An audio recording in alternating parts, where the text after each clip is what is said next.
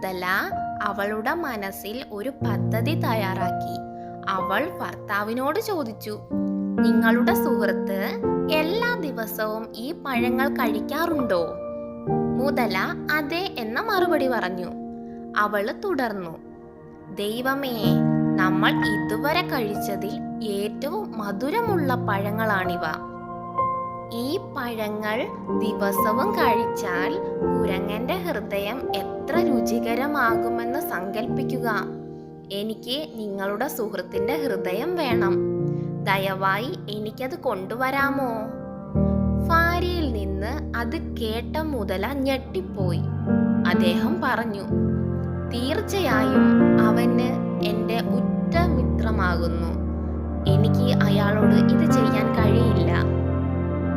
ഭാര്യ മുതല അവനോട് പറഞ്ഞു, വിഷമിക്കേണ്ട, നീ അവനെ ഇങ്ങോട്ട് കൊണ്ടുവാ.